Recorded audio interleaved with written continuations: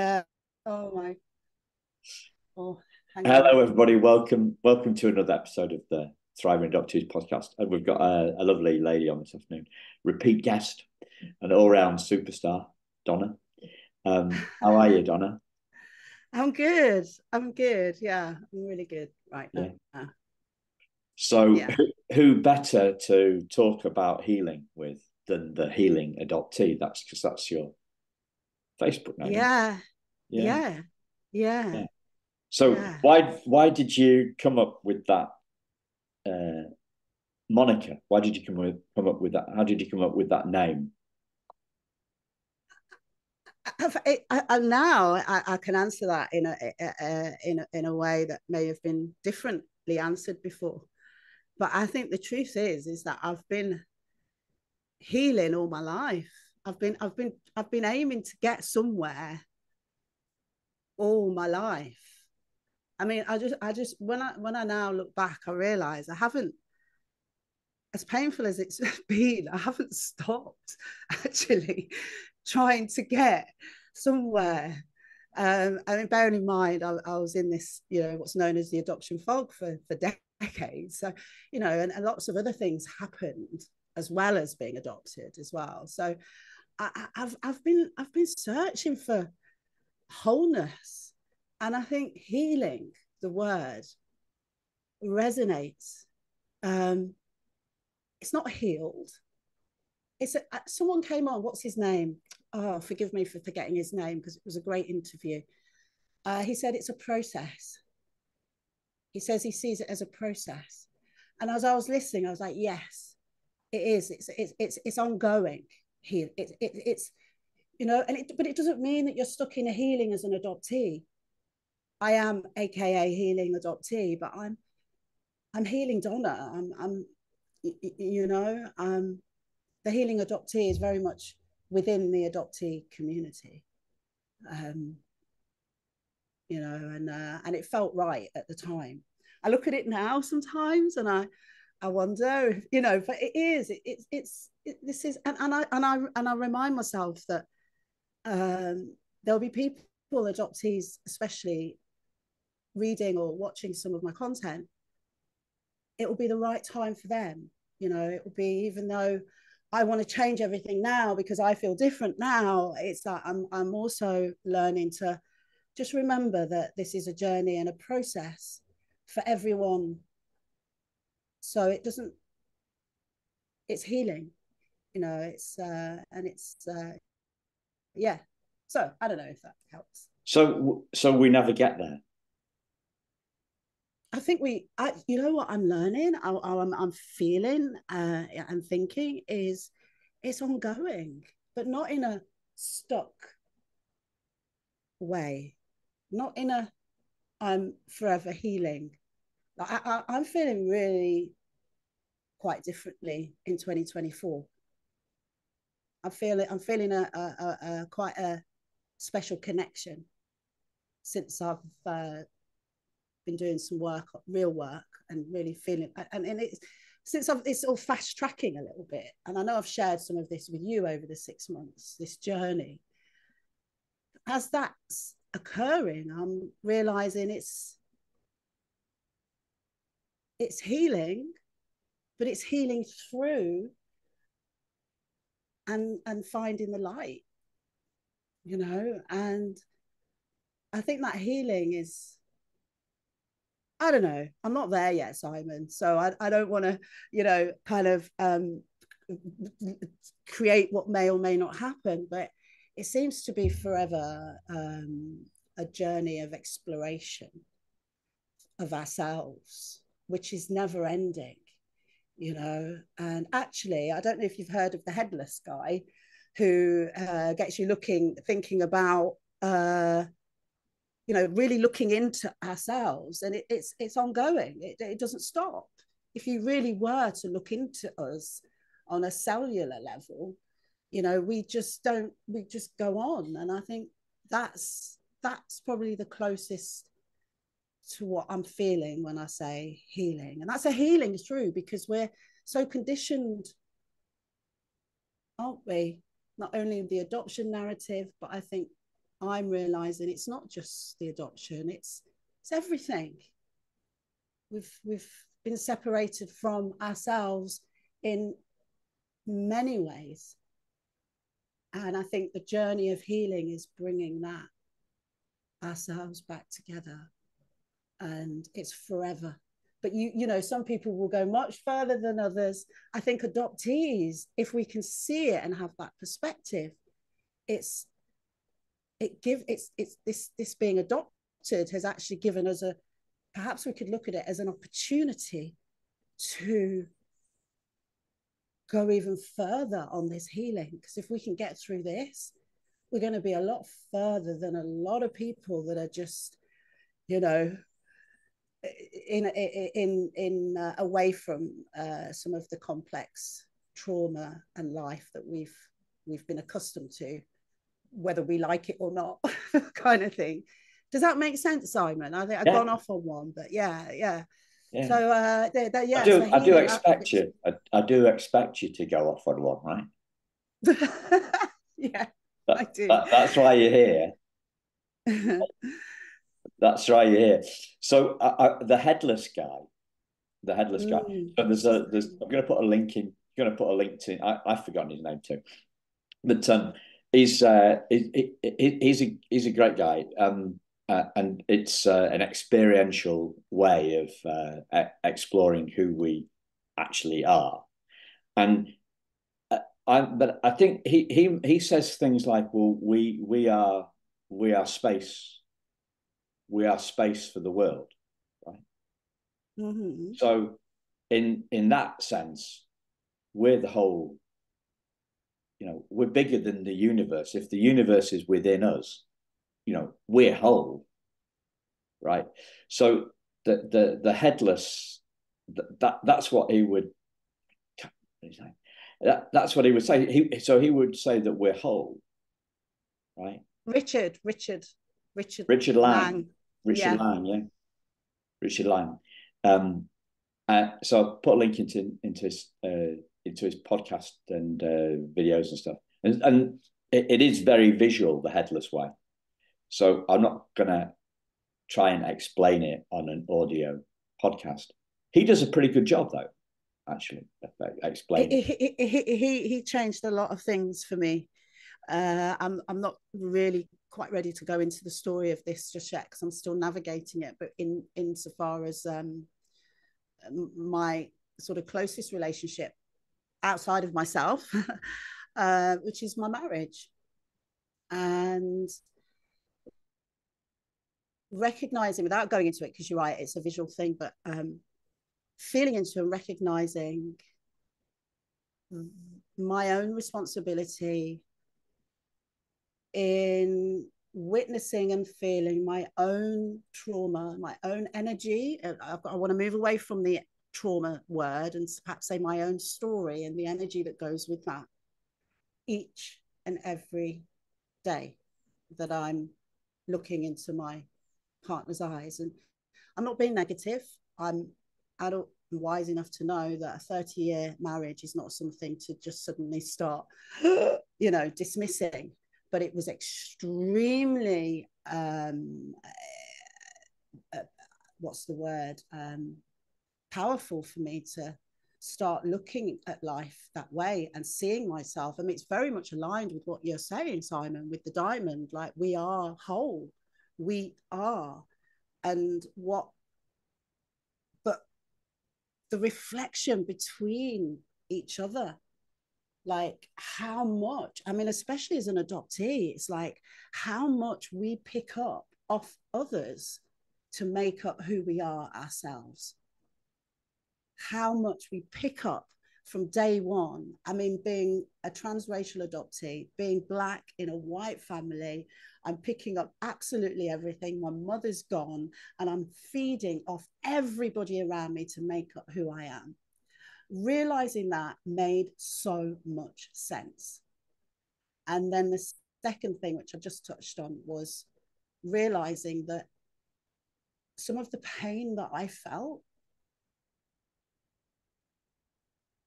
was my own pain through someone else's eyes.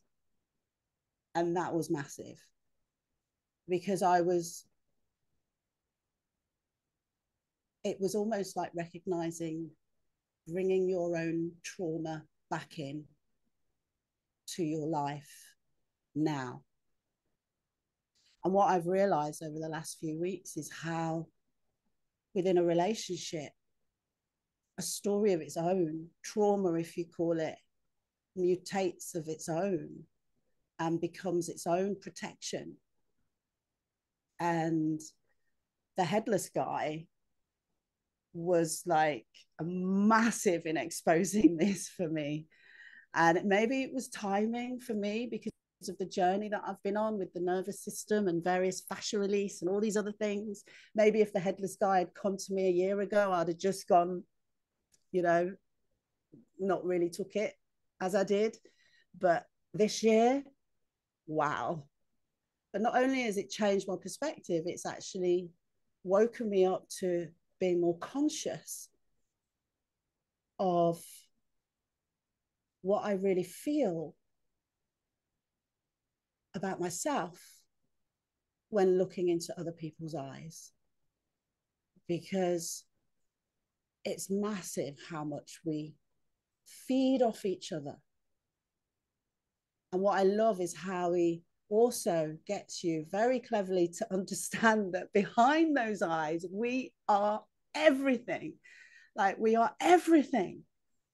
And the way he somehow gets that across and got it to me was phenomenal. And I'm glad you're going to put a link in, because I'm sure it will resonate with some of the listeners here. That sort of realization, just how lost we are, all of us, not just adoptees, but just until we look in the mirror and make our own mind up and are able to do that, unless our parents have done it, which they don't, we are totally ourselves based on what everybody else has said or done, or so. And that's massive for a transracial adoptee that's only realizing they're black in a white family, and their mum's gone, and like suddenly, how much of we ourselves do we make up from that? And I'm yet now on a journey of wholeness, trying to come through and find who I am. And I think uncovering the headless side of things really helps me understand where and how it kind of got corrupted in the very beginning for all of us. All of us. Auntie Mo, isn't she lovely? Isn't she lovely? Am I lovely? Am I lovely? Am I lovely? I don't know. I feel lovely. Everyone's telling me I'm lovely. Oh, no, and then what our little tiny developed brains are having to feed off all this. And yet I'm also aware in the last few years how much we adoptees especially are feeling in all of that at the same time. Like, we're just feeling so much hurt already and damage without realizing what that is. So how much of all of that makes up who we think we are? Not who we are, who we think we are. And how much of who we think we are do we be throughout our lives, completely missing who we really are? Which, like Simon, I'm with you on the diamond, like metaphor, behind these eyes, we are, it never ends. So I find myself saying this quite a lot at the moment, but have you seen anything? Have you seen this Dick Schwartz stuff, internal family systems? Have you come across that? Yeah, I have, but not enough for me to just resonate with it. Yeah. So I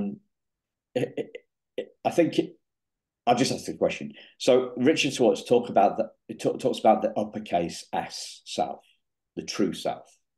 Yeah. Okay. What other people might call consciousness, or what other people might call the non-physical self. What other people call spirit. That and my metaphor for that is the diamond. Yeah, that's what we truly are. And identity is pretty simple when you see that. Yeah. I think our mind, I'm so glad that I went on a retreat in 2001 and discovered that my mind could be calmed down, because I think what gets in the way massively, again, probably relates to all this feedback that we've been building ourselves on as an adoptee, so lost inside as well. This feeling, this our mind can get in the way of self. The mind, And the mind hides. The mind the hides. what is the Hides the ego? diamond. I think the ego has to have something, and I think these parts that have been created, I learned a lot about, resonated a lot with my own parts in the last 6 months, and they've all got egos in them. These parts, they're all wanting to get somewhere with this to keep it moving, and I think that's how it hides the self, But by but what if that. there's nowhere to get? It's a seeing job, isn't it? It's It's a seeing the what? diamond. It's a seeing job. It's not a doing job. It's not a going job. We don't have to go anywhere. We just have to see see the diamond that's hidden by our trauma. See the diamond that's hidden by our mind. I think this is the journey that I would love to be able to find a way to to you know get that shift, that sort of, that it's like I think I said to Sage, we all know Sage, it's like a hook, like, and then they've got it, they're on the way to that. But it's a journey, because in our head it's not just our mind, it's like all those beliefs, limited beliefs on self, about ourselves, that are so unconscious that we don't even know that it's happening. We can understand parts and know that there's a protector there, but it is so deep, this unconscious devalue of self that has occurred, that is so hidden, that the mind and the ego will and is so good. I mean, it took me having 5 puncture wounds in my leg by a dog, I believe now, for me to recognize how just so far away I was from this, even though I've had conversations with you, Simon, and I'm on the adopted groups and I've done this and that, to be faced with how little, seriously, little I valued myself, was hidden so deep within me. I've been able to mask with my ego and with my mind, healing others, putting others, like the wounded healer is huge, and I respect us all as well. But wow, like, that is why I think it's not as easy or as straightforward as that. It's for adoptees or complex, child developmental trauma from way back, is because that's why the fog, I think, is quite a good term in my view, really, because you there is a protection in there, really, from the hurt, when you really do start to explore the complexities of, realizing just how little I thought of myself. Was I thought I'd been through it all with the fog. I mean, I quit everything for 2 years and was down on my knees. But that last part of last year was, I didn't know. I did not know. And you can look back at all my journals, you can see myself trying to come out, trying to find the answers. But unless we realize how little we think of ourselves truthfully, honestly, with ourselves, we will not find our diamond. That's what I'm starting to believe. Oh God, the connection comes into it for me as well, like massively, helping me, sort of center this now for me, looking up in the sky, recognizing Christ, and not overly religious at all, because I've got my views on that, but feeling a connection within is now really guiding me, I think. But I A had to connection get to what? through Sorry, a connection to to myself, to the self that we're talking about. But it's almost as if I had to face the value piece, Simon.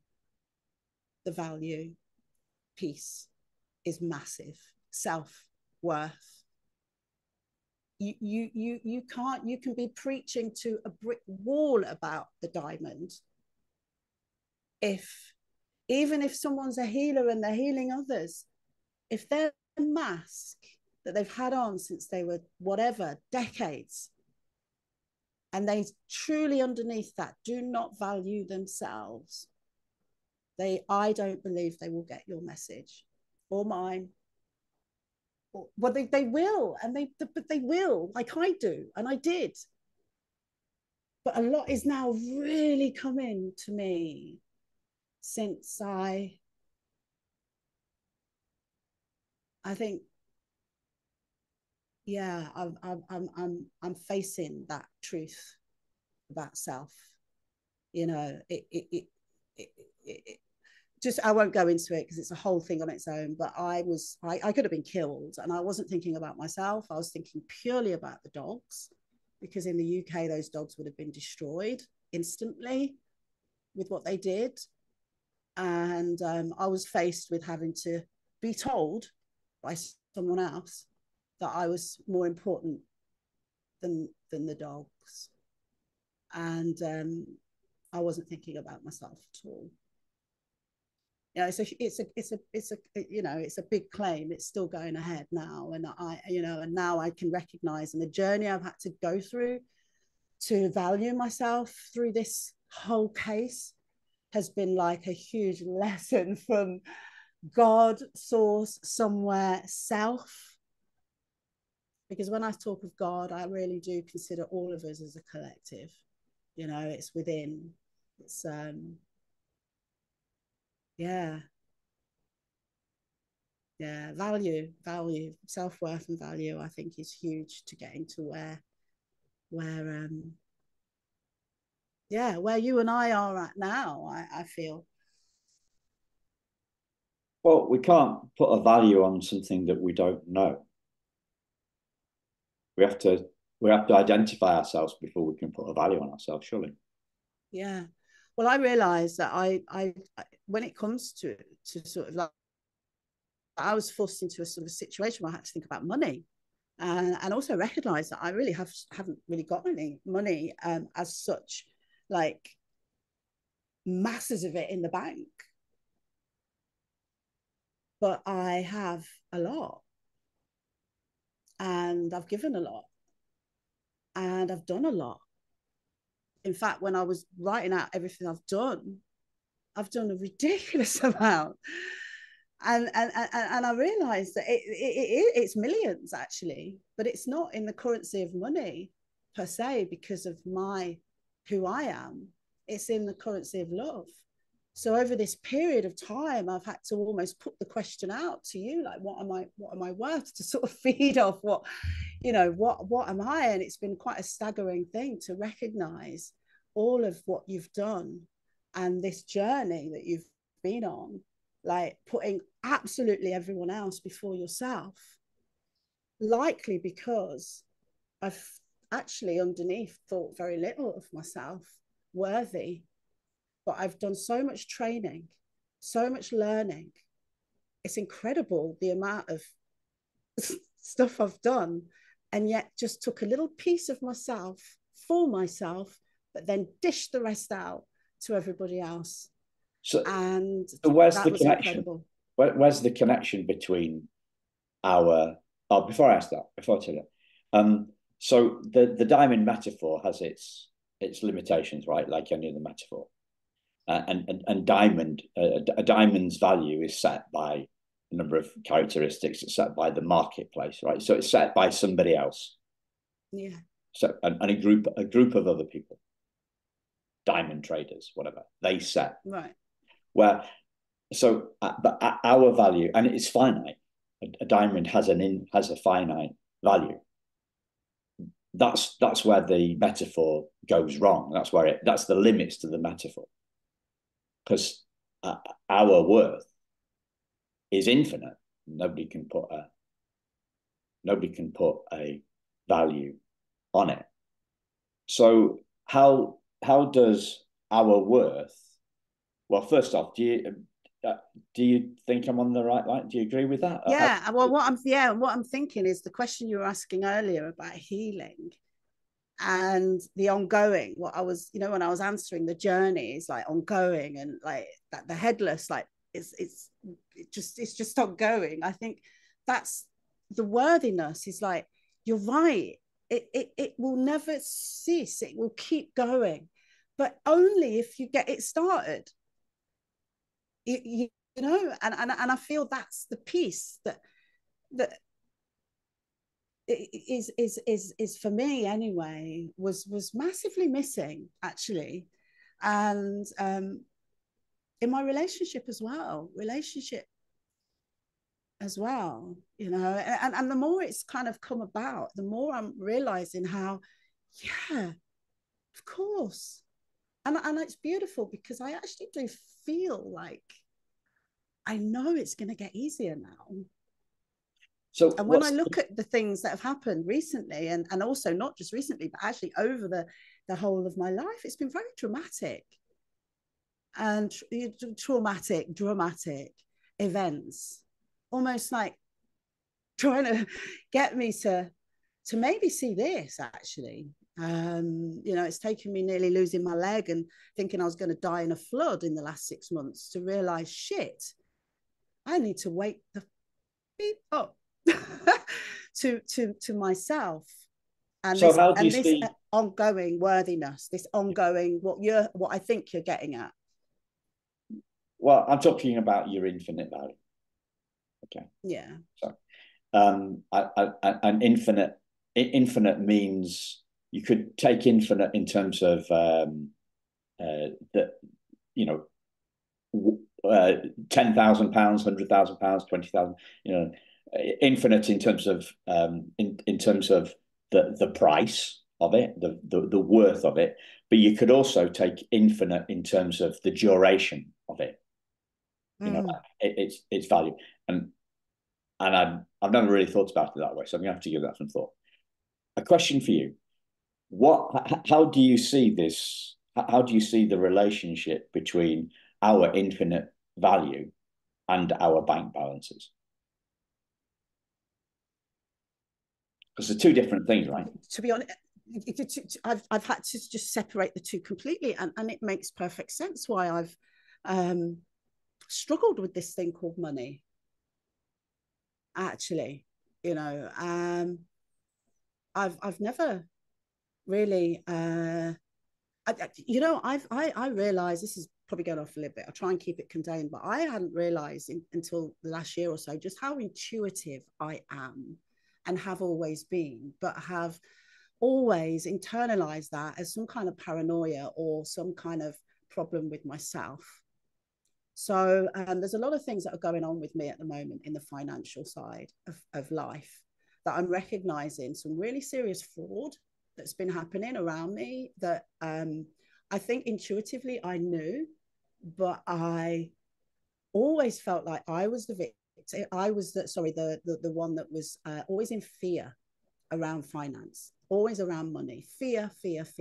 But yet I was always giving. I would be out on with the homeless in Birmingham. I would be working in refugees with women suffering from domestic violence, doing podcasts for this. It wasn't about the money. So for me, those two things do not align. And the more this world is starting to sort of show itself, the more I'm realizing, no, I'm right, and the rest of the world's wrong. and it has been. actually, like all my life. My adoption was wrong. I'm not saying I'm come a kind of from a weird camp in adoption, because I love my adoptive parents. But it doesn't make my adoption right. It shouldn't have been. I wouldn't have had it. It was upside down. It shouldn't have been that way. My mum should have been given our house and love and support. Um, so this system, and that was monetary. And I've never, ever, I think, really, but what I have realized is, and what I lost at the end of this year, was a huge amount of money, if you want to call it cash money, with amazing projects I had with programs. I was talking to you about my Learn to Love program. I was writing my book. I was building my shed on the thing. I was doing so much. And I think I was so close back then, and I am again now, hopefully, to feeling that, monetary thing. But the lesson is to realize really the importance of this is love, currency, and it's millions. Simon, you are worth millions in that other currency, the diamond currency, the love currency, whatever. For me, it was love, and what it really started to look at, which I've talked a lot over the years as well, love and fear. Love and fear, the two things. And fear has been wrapped up in this financial world, and I've never really enjoyed it. But now things are starting, the truth is starting to show in myself that I'm not wrong, and I'm not, I can have a good partnership with money, and it's merged in with love. And yeah, I'm excited about that. That's, I think, the ongoing journey of healing through self-worth. The most yeah. important thing I learned last year about healing is that on one level, we'll be healing forever. Yeah. And on another level, we were never wounded.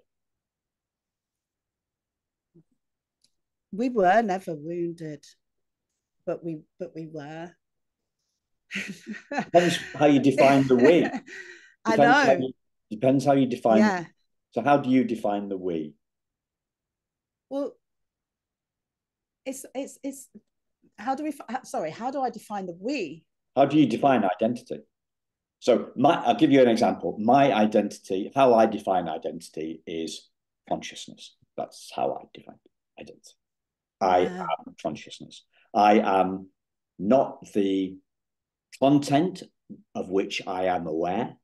I am the context in which my thoughts and feelings occur. So, one word, consciousness. So, how do you define consciousness? The same, except I would also add honesty with that, really, is that I'm also aware that my mind, or as far as my identity, certainly growing up, it was so powerful that it really did become who I was at that time. And the wound is the wound is there. But what you say, I am, is absolutely right. And when I look back, even before coming out of the fog, you can see, it's like The Secret. You can see it in there. I'm always lifting myself, trying to get somewhere, and it's there. It is. I am consciousness. I am. But what we were talking about, the wound, is the journey. But it's not an identity, but a recognition of how we have, we've been led to believe really so much that's not true, and that's okay, because we're now on our way to finding the truth. But we're not our beliefs, though, right? But we think we are. Yes. Yes. And Yes. we Yes. yeah, Yeah. and the thing is, and I think what I've learned really is the sensations we feel we are, and actually the healing is in our sensations, I think. And if that's so mixed up with feelings of belief, of feeling that we're the opposite, then we're far away from feeling this truth, sadly. And because it's a lot of, yeah, I think a lot of all of this healing is in our body, stored in our So body. I'm totally with you on that. Another word for consciousness, a word I heard yesterday, which I thought was really good, was the non-physical self. So if we say we are consciousness, or we are awareness, or we are spirit, right? We can also say another word for this that means the same is the non-physical self. So I'm separating who I am as the non-physical self and the sensations that are in my body. Yeah. So I'm feeling it's separating out from. Have you heard? I don't know if you've read any about read any stories about near death experiences, or that moment when people lying, or maybe you've had one of these, when you're lying on the hospital bed and then your perspective changes, Yeah. and you're up in the corner of the hospital ward. You're looking down on yourself. Mm. It's a non it's a non-physical self thing. Yes. It's consciousness. It's not it's what's conscious of the body. So yeah, it's stored all this trauma stuff, as they all say. They're spot on, right? That's and that's what the one of the biggest thing. Another massive learning from last year, right? You've got to do the somatic. You've got to do the somatic. Sorry, for me, right? I've got to do the somatic work, because pre-verbal trauma, I don't have words for pre-verbal trauma. So what's the point of talk therapy when I can't, when I have, for something which I have no memory of, no cognition of, no words for? It's absolutely pointless for me. I think it could be quite dangerous as well. I think with some things, it almost like into the going back into the pit, when actually you can't really remember the details, but you can. I realized that you sort of, you ask certain questions, and I was sort of making them up as I was going along, really not making them up, but just going from what. And now I've realized the somatic is so powerful. I'm learning just how quite, yeah, it's dangerous it is to go to just keep going over it like that, because the feelings in your body are feeling everything that's going over in your mind. And so that's all going on. And without an understanding of those sensations, I've done body scans and all sorts over the years as a mindfulness teacher. I've calmed down and with your body and done all this stuff. But it was only when I really actually directed to my story and some parts of my story, which I hadn't really done this before, that I realized I hadn't gone anywhere near. I had not gone anywhere near this until earlier this year. And that's with the help of Peter Levine, actually.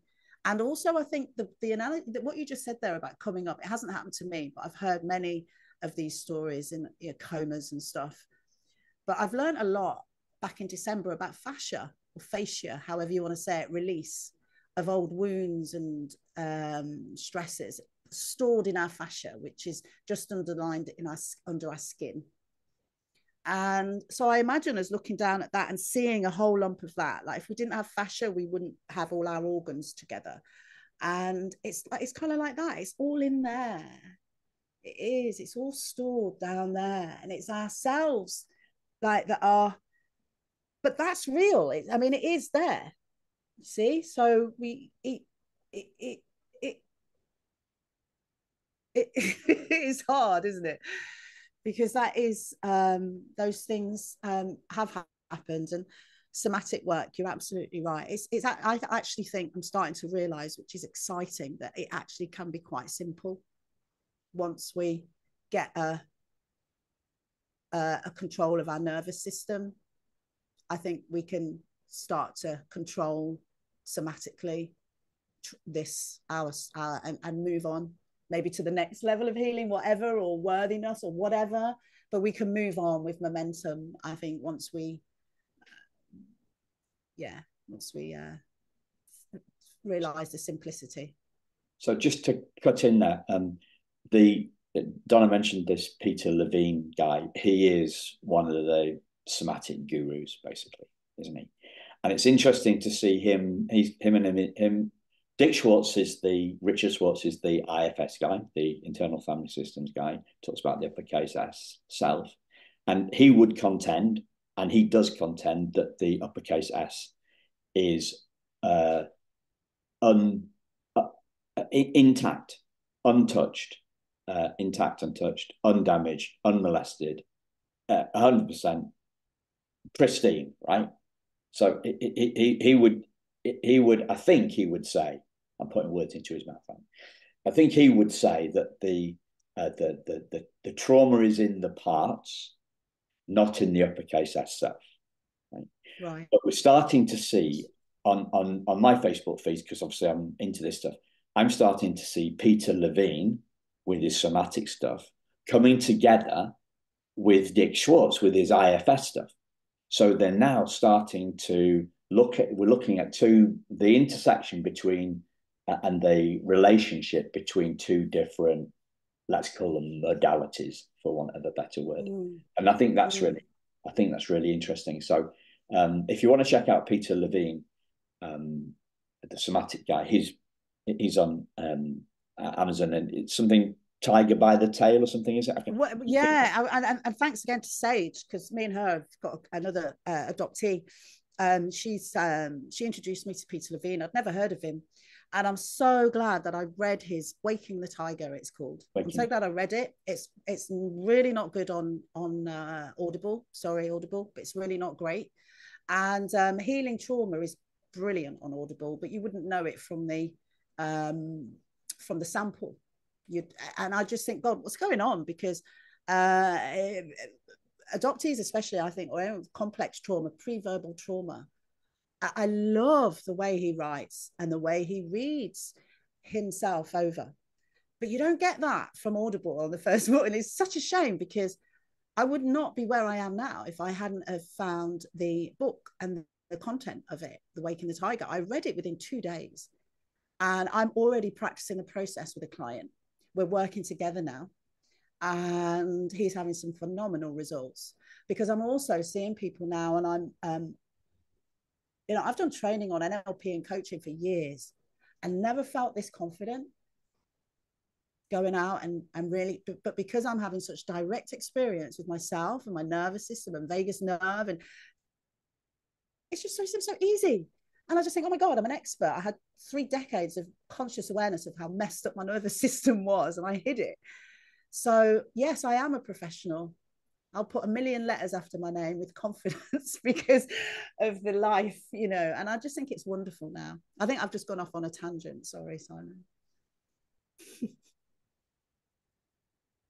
That's cool. So what do you think gets in our way then of healing? Ourselves, man. Even I can feel it in the house. Ourselves. Ironic. Ourselves. We are. Okay. Let me take you back. Right. Does the uppercase S self get in the way of our healing?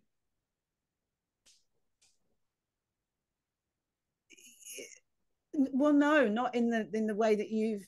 I think what I'm gauging from the uppercase self S is that's untouchable, isn't it? There's an that's what I'm picking up from the uppercase S.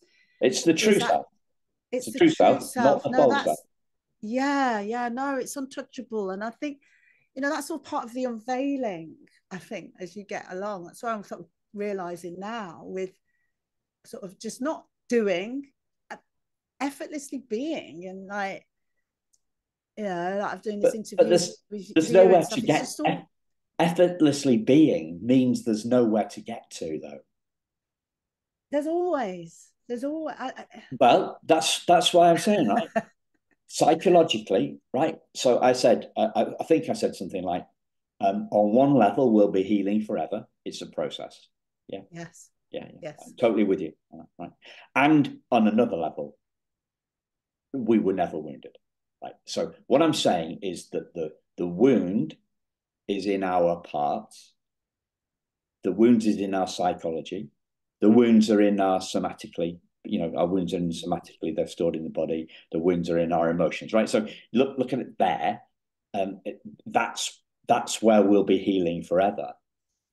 But at a more profound level of identity, our uppercase S self, our true self, not our false self, our spirit, that there's nowhere that has got nowhere to go.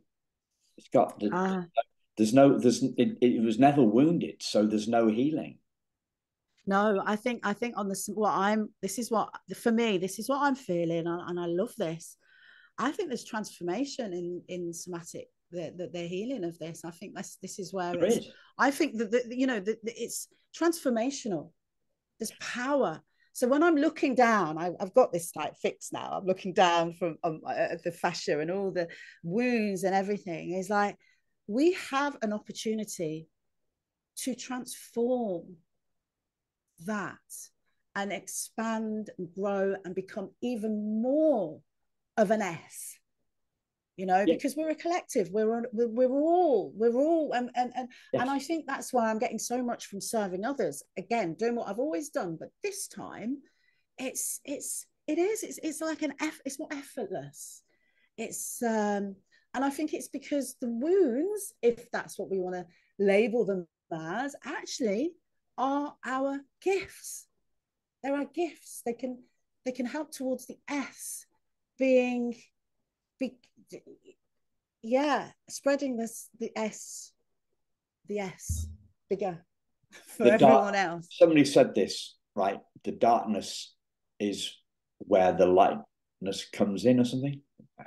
Yes, Our cracks are where our cracks are where the lightness comes in. So yeah, gifts. The wounds are our gifts. absolutely. And the real meaning of the word transformation is beyond form.